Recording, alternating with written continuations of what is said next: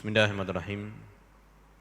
Alhamdulillah rabbil alamin, wassalatu wassalamu ala asyrafil anbiya'i wa mursalin wa ala alihi wa sahbihi ajma'in. Qala rabbi shrah li sadri wa yassir li amri wahlul 'uqdatam min lisani yafqahu qawli, amma ba'd.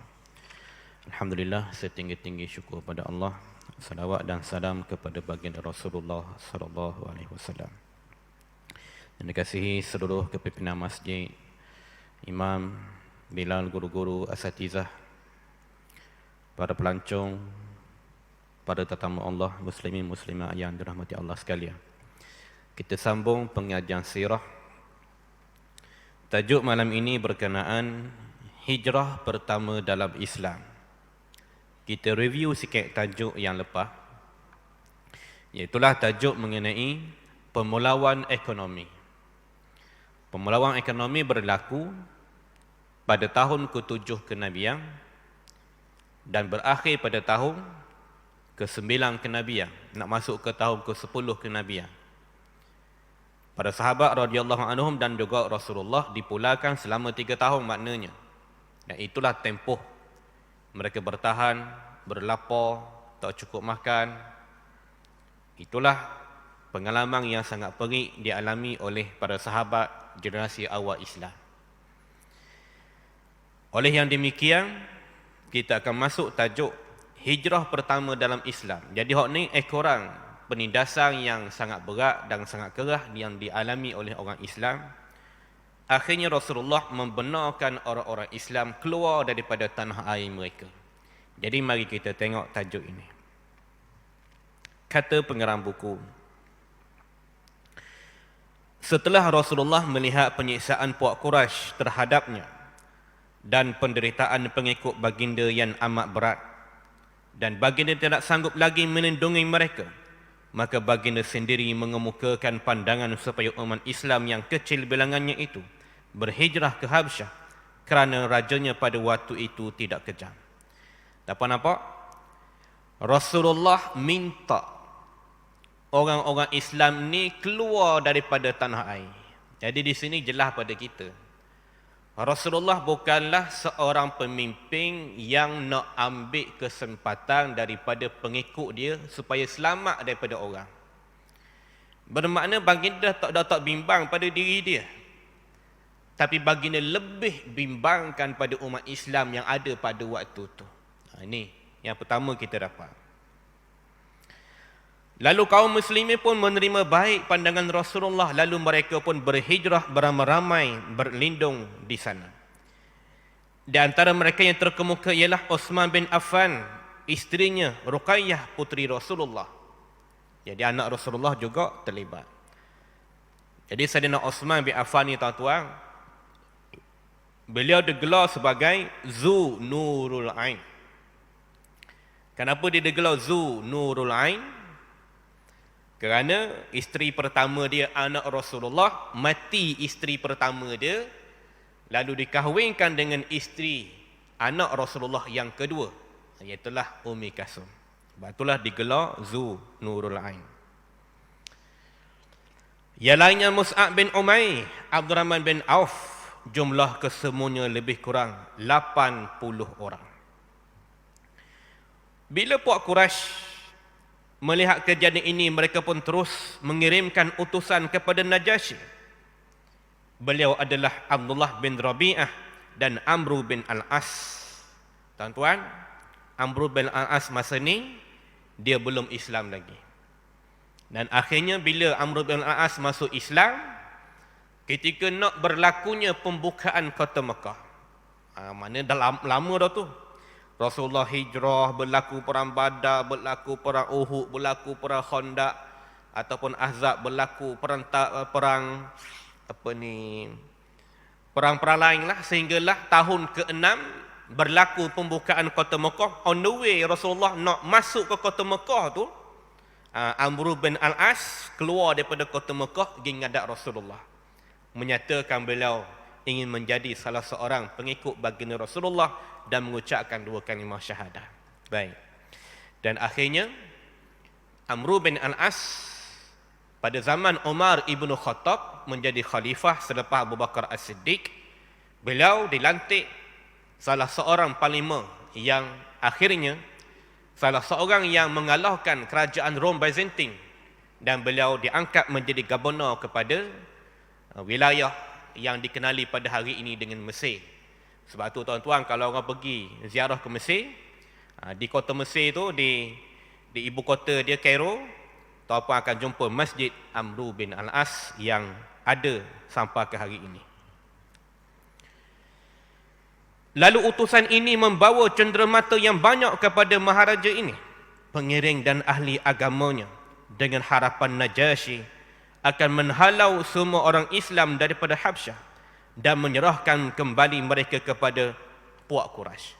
Jadi orang-orang Quraisy ni tuan-tuan, kalau kira orang Islam ni dah keluar daripada tanah air, tinggalkan rumah, tinggalkan ladang, tinggalkan kebun, tinggalkan binatang peliharaan, ibaratnya untung belah Quraisy boleh rampas hak orang Islam, barang-barang yang mereka tinggalkan. Tapi sungguhnya mereka ini nak melemahkan Rasulullah, nak melemahkan Islam. Gi cari, gi kejar, naik kapal sebab nak gi antara Mekah nak pergi ke Habsyah tu tuan-tuan, ke Ethiopia. Dia benua lain-lain. Ethiopia dalam benua Afrika. Kena naik kapal, kena merentasi Laut Merah. Bersungguhnya orang Quraisy nak melemahkan orang Islam. Tujuan mereka membawa hadiah dan ganjaran ini ialah untuk menawan hati Najasyi, dan dengan harapan beliau akan menyerahkan kepada mereka orang-orang Islam. Tapi Najasyi enggan menyerah sesiapa pun melainkan sesudah bersoal jawab tentang agama ini. Lalu orang Islam pun dibawa ke hadapan Najasyi, di mana dua orang utusan itu berada di samping Raja Najasyi. Najasyi pun meminta orang Islam menerangkan tentang diri mereka dan agama baru yang mereka anuti itu. Tuan-tuan tengok dialog ni kayak gini.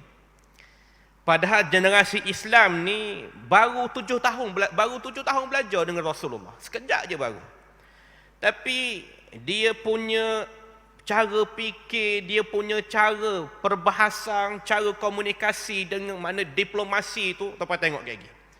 Betapa matangnya pengikut-pengikut baginda Rasulullah. Siapa dia yang menjadi wakil orang Islam dalam perbahasan ini? Ja'far bin Abi Talib, sepupu baginda Rasulullah. Yang mana Ja'far bin Abi Talib ni tuan-tuan, terkenal kisah dia ketika Rasulullah hantar 3 orang panglima dalam satu perang yang dipanggil Perang Mu'tah. Perang Mu'tah dilantik Abdullah bin Rawah menjadi panglima pertama. Tapi pelik hari itu, Rasulullah sebut terus nama kedua. Yang keduanya adalah Ja'far bin Abi Talib. Pelik juga baginda sebut panglima ketiga, Zaid bin Harisah, anak angkat dia. Menandakan orang pertama, orang kedua akan mati. Confirm mati bila baginda sebut mention 3 orang ni. Bergeraklah mereka ke Mu'tah. Pertama, Abdullah bin Rawah syahid. Dan yang kedua, Ja'far bin Abi Talib pertahankan sungguh-sungguh panji-panji.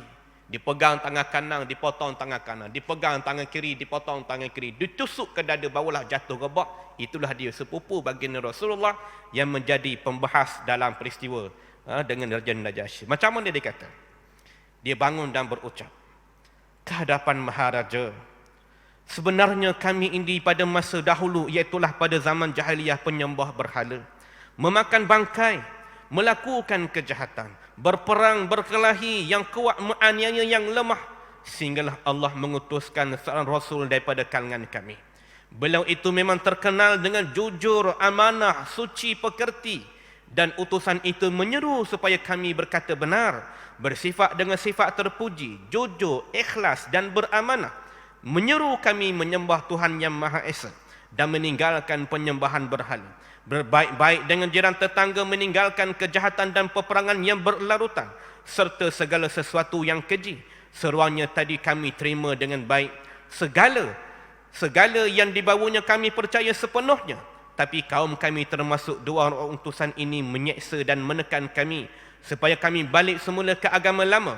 Setelah kami merasa tidak berasa aman di dalam penyeksaan yang tidak kami tanggung ini, lalu kami ke negara tuanglah tempat yang kami pilih. Semoga kami berlindung daripada penyeksaan mereka. Tapa tengok rangkak susunan dia. Betapa berilmunya, makna kata tuan-tuan. Bila kita ni menjadi orang yang dah sekian lama jadi penganut agama Islam ni, maknanya kita kena juga mendalami supaya boleh jadi orang yang boleh bawa agama kita. Boleh menerang tentang agama kita. Tak? Kurang-kurangnya boleh terang ke anak-anak sekian dasar agama, sekian kehendak Islam, sekian apa nilai-nilai yang bawa dalam agama. Jadi Ja'far ni dengan jelas daripada cerita awal dia, cerita pasal hormat jiran, cerita pasal kami dulu bunuh orang, tak pasal-pasal. Lalu orang inilah yang telah bawa ketenteraman yang berbeza dibanding agama lama. Bila Najasyi dengar ni tuan-tuan, Najasyi pun minta supaya mereka membentangkan apa yang dibawa oleh utusan daripada Tuhannya. Ja'far pun bangun dan membaca beberapa ayat daripada surah Maryam. Tengok. Jadinya Ja'far ni, dia punya cerdah dia. Bila berdialog dengan seorang penganut agama Nasrani, dan dia dah tahu apakah identiti orang-orang agama Nasrani ini sebagai pengikut Nabi Isa alaihissalam, jadi dia pandai petik ayat Al-Quran bersesuaian dengan identiti Raja Najasyi. Membacakan beberapa beberapa ayat daripada surah Maryam. Dalam surah Maryam tu tuan-tuan, yang mana diterangkan firman-firman Allah berkenaan dengan Maryam itu bagaimana dia ditakdirkan akhirnya kemudian ditiupkan roh. Baik. Bila Najasyi dengar, beliau pun menangis sehingga mengeluarkan air mata membasahi pipi dan jangguknya. Siapakah dia menangis dengar ayat-ayat Al-Quran? Lalu beliau pun berkata, sesungguhnya apa yang kamu baca tadi dengan apa yang dibawa oleh Isa alaihissalam adalah dari sumber yang sama. Lepas itu, beliau pun berpaling kepada dua orang utusan Quraisy dan katanya, beredarlah kamu daripada sini, dan sekali-kali aku tidak akan menyerahkan mereka ini. Jadi Najasyi pun orang berilmu juga. Bila dengar ayat Quran, sama agama kita. Pasal tu tuan-tuan, Rasulullah ketika dia dah hijrah, dengar berita Raja Najasyi meninggal. Oleh kerana itulah baginda ajak pada sahabat solat jenazah ghaib. Itulah kali pertama, solat jenazah ghaib, kerana menjadi bukti Najasyi akhirnya menjadi penganut agama Islam. Oleh kerana bagaimana Najasyi mendengar penerangan yang telah dibawa. Lalu Najasyi pun menyerahkan kesemua kembali hadiah yang dipersembahkan kepadanya, dan di sebaliknya ia bertambah mesra dengan orang Islam dan lebih berazam untuk melindungi mereka. Utusan Quraisy pun pulang dengan kegagalan. Setelah sekian lama mereka tinggal di Habsyah di bawah lindungan maharajanya, maka sampailah berita ke pengetahuan mereka yang penduduk Mekah telah memeluk agama Islam. Dengan perkhabaran tersebut tanpa berlengah, mereka pun berundurlah daripada Habsyah hendak pulang ke pokok Mekah di tempat tumpah darah mereka. Tapi alangkah buruknya setelah mereka tahu berita itu adalah palsu. Sungguh pun yang demikian mereka terpaksa masuk ke Mekah secara sulit dan sembunyi agar tidak diketahui oleh pihak Quraisy. Manakala sebahagiannya lain pula memasuki kota Mekah dengan meminta perlindungan daripada pembesar Quraisy, antaranya Utsman bin Ma'zum di bawah perlindungan Al-Walid bin Mughirah dan Abu Salmah di bawah jagaan perintah Abu Talib. Adapun yang lain pulang ke Mekah selama seramai 30 orang. Tuan-tuan, balik separuh, tinggal dulu separuh. Bila Rasulullah hijrah ke Mekah, baru hijrah ke Madinah, baru bakinya hijrah ke Madinah. Dan berita palsu kata Mekah dah aman ni termasuklah isteri Rasulullah. Menarik tuan-tuan. Rasulullah pada tempoh ini, isteri dia Siti Khadijah meninggal. Belang-belang hak ni berhijrah ni, dah. Isteri Rasulullah Khadijah meninggal pada tahun ke-10 kenabian. Lalu bila mana kumpulan yang tadi yang kata Mekah dah aman, mereka pun balik. Siapa salah seorangnya? Sa'udah. Sa'udah. Jadi Sa'udah inilah, dia ni ada suami, ada anak-anak. On the way balik ke Mekah, tuan-tuan, suami dia sakit. Lalu meninggal suami dia. Jadi jadilah dia seorang janda yang masih memiliki anak-anak. Lalu Rasulullah pula kematian isteri dia Khadijah. Lalu itulah menjadi alasan baginda Rasulullah akhirnya menjadikan Saudah sebagai isterinya dengan alasan untuk menjadi pelindung kepada Saudah yang pada waktu itu bila balik rupanya tak aman lagi. Orang Quraisy masih lagi meneruskan penyiksaan. Berikutnya barulah Rasulullah sallallahu alaihi wasallam berkahwin dengan isteri yang keduanya, Aisyah radhiyallahu an, sebelum berlakunya hijrah. Jadi Saudah isteri pertama setelah kewafatan Khadijah binti Khuwailid. Baik. Sekarang kita nak tengok beberapa pengajaran yang kita boleh ambil daripada peristiwa hijrah yang pertama. Jadi tuan-tuan, ni hijrah pertama. Nanti tahun ke-13 kenabian baru jadi hijrah yang sungguh-sungguh, iaitulah mereka berhijrah ke Madinah. Kata pengarang buku, di sini kita dapat simpulkan perkara yang penting, iaitulah berpegang teguh dengan agama serta menegakkan rukunnya merupakan asas segala kekuatan dan perisai yang wajib untuk mempertahankan hak seseorang. Harta benda, kebebasan dan kemuliaan diri yang demikian adalah menjadi kewajipan tiap-tiap penganjur dakwah Islamiah. Dan para mujahid hendaknya menyerahkan segala tenaga dan kekuatan demi mempertahankan kesucian agama ini daripada sebarang pencemburuan. Negara juga menjadi tapak menegakkan agama dan harta kekayaan pula sebagai senjata untuk mempertahankan kedaulatan dan kesucian agama. Andai kata keadaan terpaksa menggadaikan segala sesuatu demi kesucian agama di masa itu, mestilah dilakukan apa sahaja bagi membolehkan kita ini membela agama. Jadi, seberapa banyak pun harta yang kita ada sampai tahap, kita dah tak mampu nak menyelamatkan agama. Wallahu a'lam lah apa ujian yang akan dihadap oleh generasi-generasi yang akan datang. Yang pastinya, ujian yang maha berat sudah dijanjikan oleh Rasulullah. Apa dia? Ujian kita diuji dengan tawaran-tawaran yang diberikan oleh Dajjal laknatullah. Tapi sebelum datang ujian yang benar-benar hebat tu, mari ujian-ujian yang berat. Wallahu ta'ala a'lam. Minta-minta kita dijauhkan tuan-tuan. Seperti tahun 1992, bagaimana umat Islam di Bosnia Herzegovina ditekan sangat berat.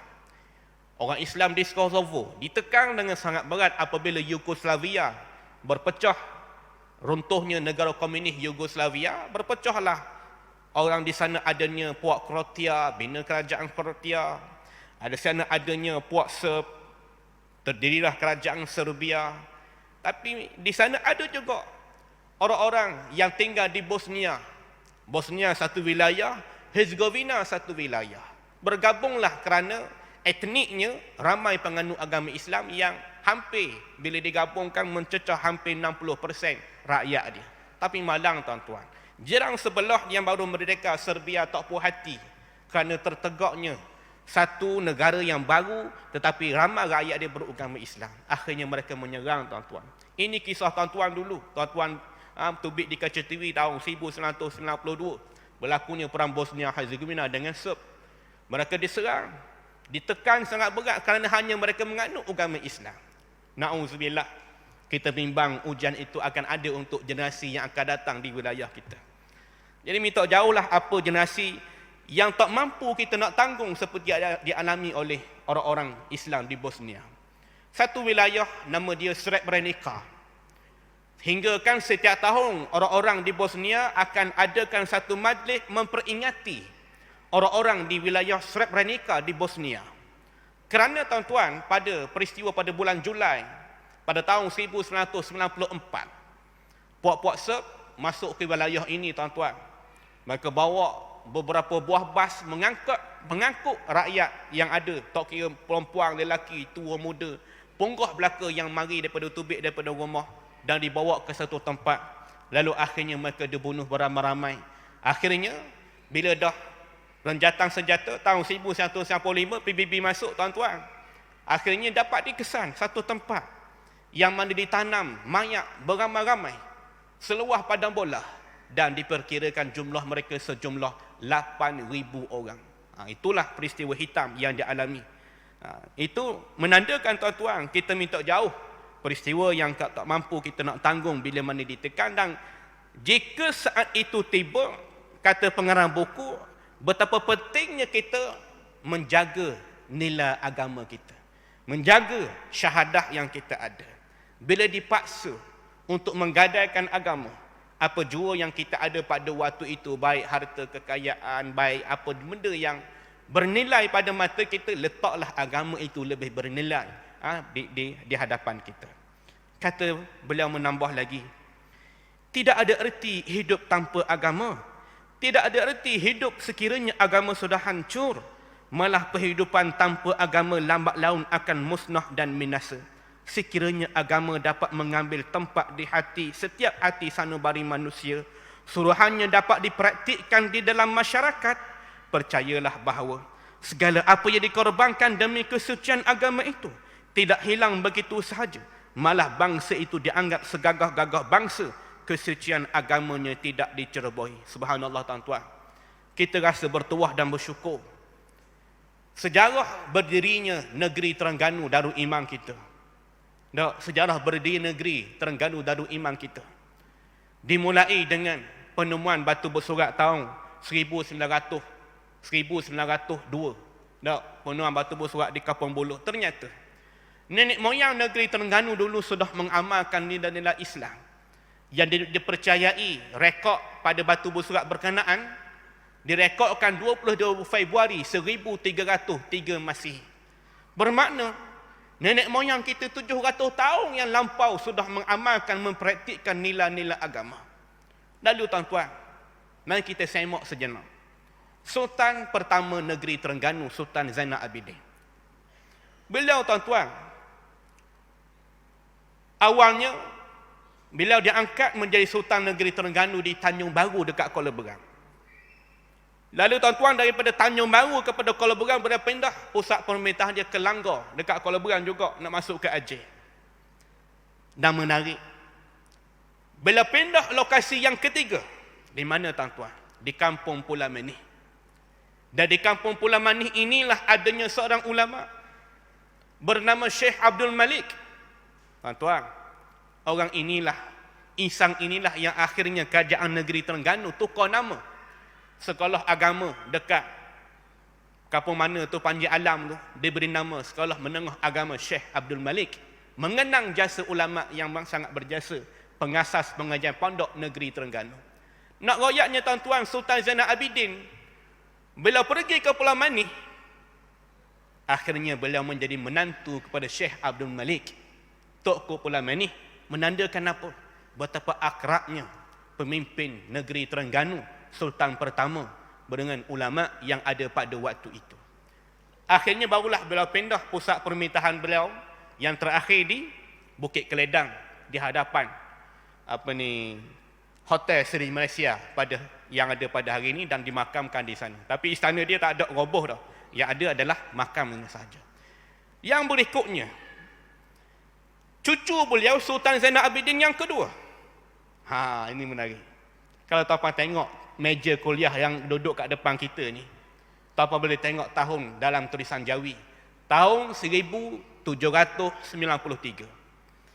Inilah menjadi saksi bagaimana pemimpin kerajaan negeri Terengganu lebih kurang 230 tahun yang lalu mendirikan masjid yang pertama di ibu negeri Terengganu, di Kuala Terengganu.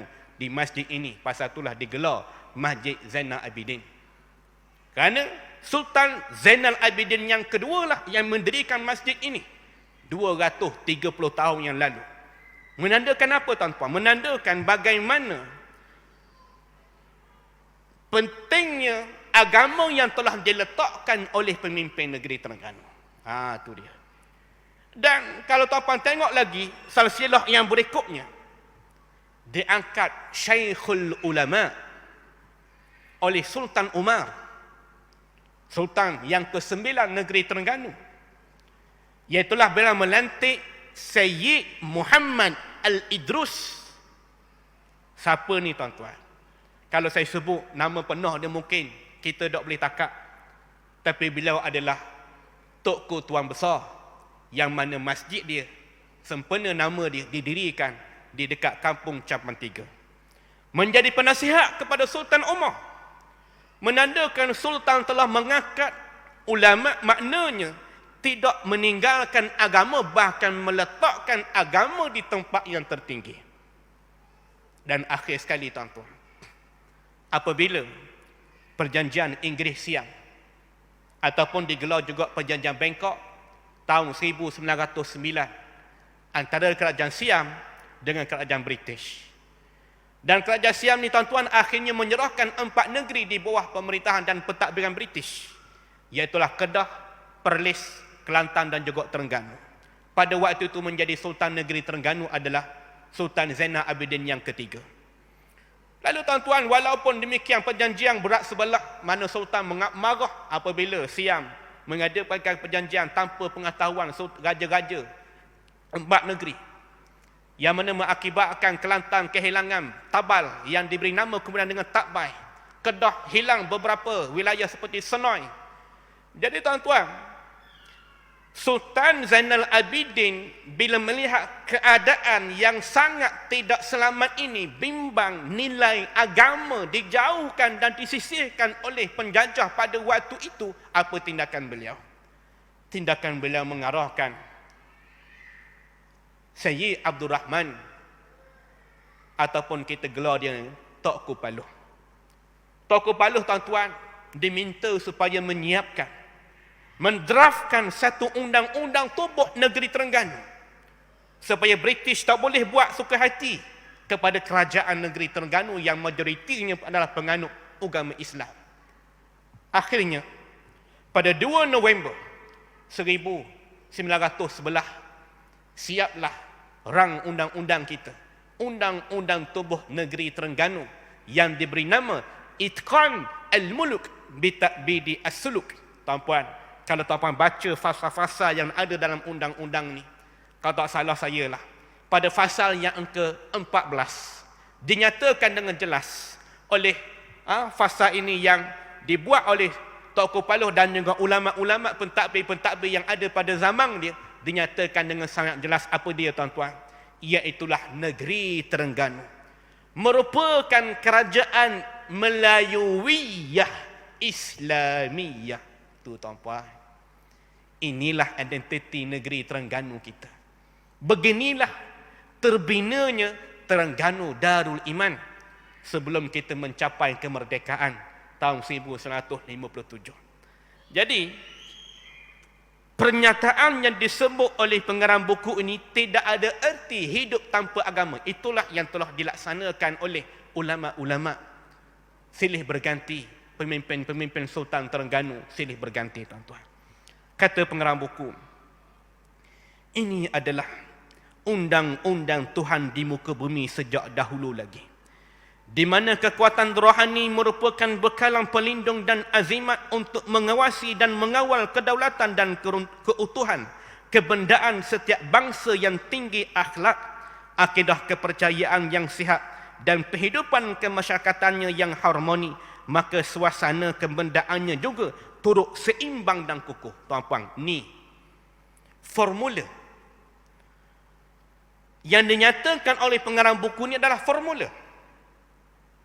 Formula yang mana kita nak jadi sebuah negara hebat, sebuah negara yang seimbang, maju dalam keadaan rakyatnya seimbang. Tuan-puan, kalau tuan-puan tengok satu statistik tahun 2021, tuan-puan carilah bilangan orang bunuh diri peringkat Asia Tenggara. Kita ni Asia Tenggara ada beberapa buah negara. Tuan-puan tak akan sangka, kerana yang duduk di ranking yang tertinggi adalah sebuah negara pada pandangan dunia, dialah negara yang termaju di Asia. Dialah negara yang mana universiti, saya kalau tak salah Nanyang, apa nama universiti dia, berada di ranking pertama di Asia. Bukan Asia Tenggara, di Asia nombor 1. Ranking dunia antara top 10 hebat pusat pengajian di negara ni tuan-tuan. Negara mana tu? Negara Singapura. Namun tuan-tuan, angka bunuh diri di negara Singapura mencecah ranking pertama di peringkat Asia Tenggara untuk setiap 100,000 penduduk. Nak royaknya, negara maju setara mana pun tuan-tuan, bila tak meletakkan asas agama, akhirnya negara yang maju ni tetap tak seimbang dari sudut nilai moral. Nilai moral yang rakyat dia ada, nilai moral yang dibawa oleh penduduk masyarakat.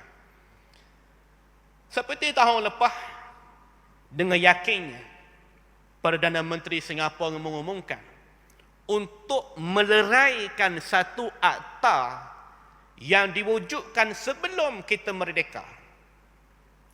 Akta yang diwujudkan oleh British, iaitulah mengenai larangan pernikahan sejenis, larangan hubungan sejenis. Akhirnya negara ni dah rongkaikan pada bulan Ogos tahun lepas, kerana kata Perdana Menteri dia, ini adalah hak rakyat. Bila rakyat mendesak, bila rakyat dah minta, maka sebagai pemerintah perlu mendengar apa yang diminta oleh rakyat. Jadi tuan-tuan, yang disebut oleh pengarang buku ni, inilah dia formula. Nak menjadi sebuah negara yang hebat, yang tinggi akhlak, yang mana boleh mengawal segala benda, sumber mineral, sumber ekonomi, sumber perdagangan, tetapi dibangunkan dengan akhlak yang tinggi. Inilah yang telah menjayakan generasi para sahabat. Inilah yang menjayakan generasi as-sabiqunal awwalun. Kerana itulah seperti digelar kepada insan ini Khulafa Ur-Rasyidun yang kelima. Siapa dia? Sultan Omar Abdul Aziz. Beliaulah tuan-puan yang telah berjaya menegakkan keadilan yang sangat luar biasa. Yang mana bila dia cari orang-orang untuk dibayar zakat, tak ada orang layak diterima zakat. Tak apa bayang. Betapa harmoninya zaman tu tuan-tuan. Tak ada orang miskin, tak ada asnaf. Ambil 8 kategori asnaf.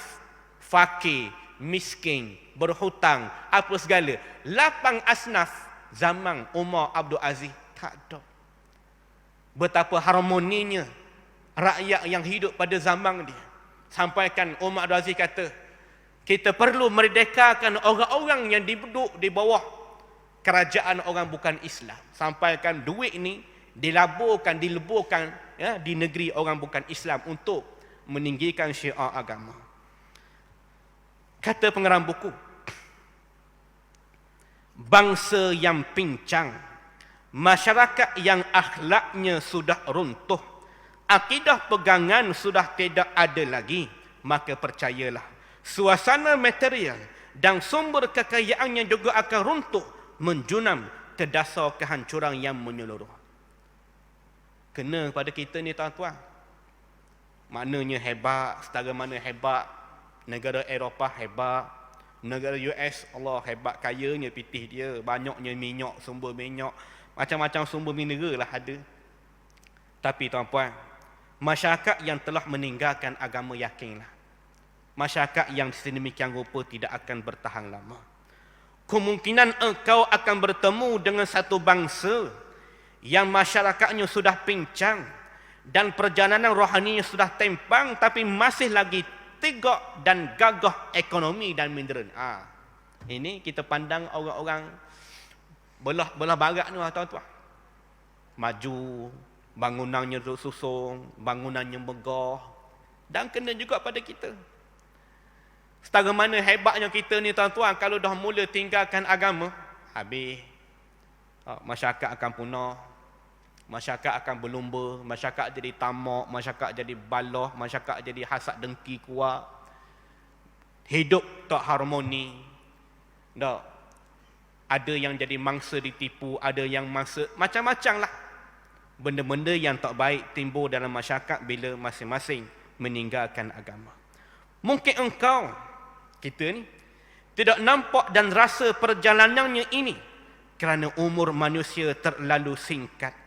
Perjalanan menuju ke jurang kehancuran ini dapat dilihat daripada mata sejarah dan sejarahlah menjadi saksi. Allah memang betul. Sejarah jadi saksi.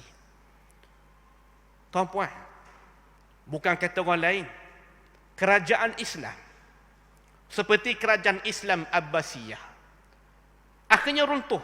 Tapi tuan-puan, saya tak bawa buku tu, bagaimana punca-punca kejatuhan Abbasiyah. Allah mewahnya istana dia, banyaknya dayang-dayang dalam istana dia, dan setiap dayang-dayang ni dengan segala perhiasannya, segala kemewahannya, mula didirikan monumen-monumen, benda yang menyalahi akidah. Perhiasan-perhiasannya banyak, tapi adanya orang miskin, adanya orang susah. Tapi bila mana Abbasiyah mula gagal menegakkan nilai-nilai agama, Allah beri ujian pada mereka. Allah beri pengajaran pada mereka. Pada tahun 1258, akhirnya Allah datangkan satu gerombolan manusia yang tak terkalahkan, tentera Tatar Mongol, menghancurkan kerajaan Abbasiyah. Allah beri pengajaran. Maka begitu juga kita bimbang, Allah nak ajar kita macam tu. Na'udzubillah min zalik. Mungkin engkau akan bertemu dengan satu bangsa yang begitu merosok ekonominya kerana mempertahankan akidah kepercayaan yang suci dan ingin membina sebuah masyarakat yang adil dan sihat.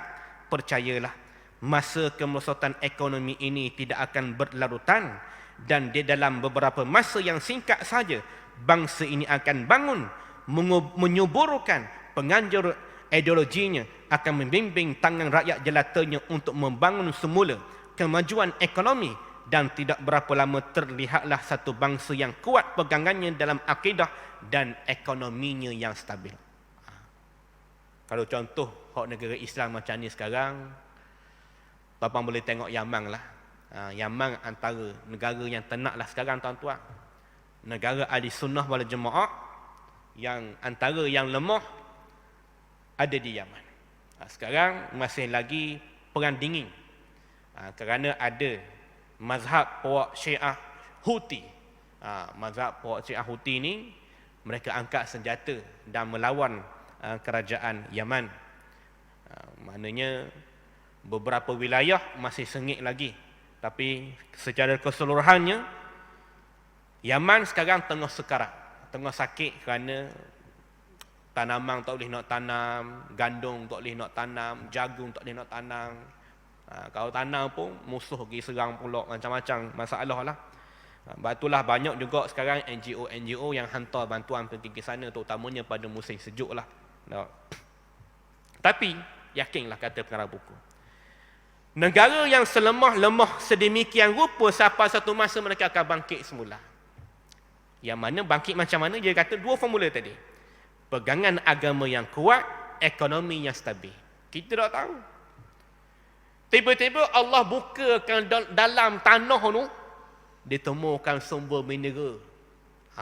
Macam Arab Saudi. Arab Saudi antara negara Islam yang kaya dengan sumber minyak dan gas. Mana tahu akhirnya Yaman akan lahir.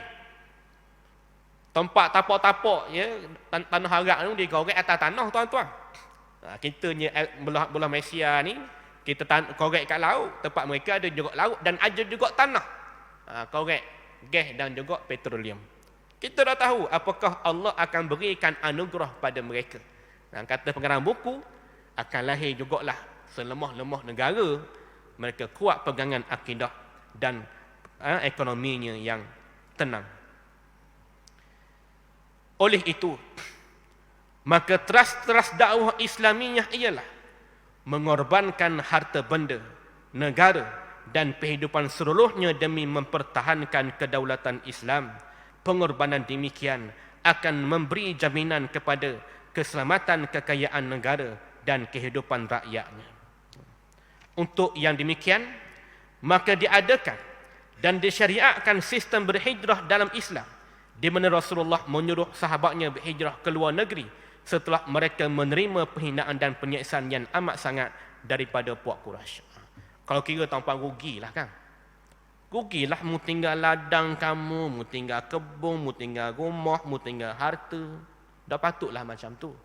Namun tuan-tuan, di sana sebenarnya ada hikmah yang sangat besar, yang mana mengorbankan segala benda yang mereka ada ni, memwujudkan satu bentuk nila moral, meletakkan pegangan agama di tempat yang tertinggi. Sebab itulah bila Islam akhirnya menang, Rasulullah memerintah Mekah Madinah, mereka tak jadi orang tamak, mereka tak jadi orang berebut. Mereka walaupun berlakunya Rasulullah wafat, mereka tak jadi perang saudara. Antara Umar dan Abu Bakar berebut nak naik takhta sebab nak berebut harta. Tak, tuan-puan. Mereka hidup berjemaah. Sekian bertukar bersilih ganti Khulafaur Rasyidun. Cuma barulah yang kemudiannya pada pemerintahan Sayyidina Ali karamallahu wajh, berlakulah satu fitnah yang besar, berlakunya perang Siffin, berlakunya perang Jamal yang telah mengakibatkan Sayyidina Aisyah turut menyertai peperangan Jamal yang sangat terkenal. Namun menjadi pokok pangkalnya adalah meletakkan agama di tempat yang tertinggi merupakan asas utama negara itu akan jadi sebuah negara yang stabil dan hebat. Moga-moga tuan-tuan, wilayah kita di mana-mana yang ada orang Islam akan datang, mereka juga akan bawa satu gelombang baru seperti umat Islam di Gaza. Umat Islam di Gaza dah lebih 70 tahun, tuan-tuan bayang. 70 tahun sejak tahun 1948. Nasib siapa ke cucu cicit dah, maknanya ni generasi cicit bawah cicit dah.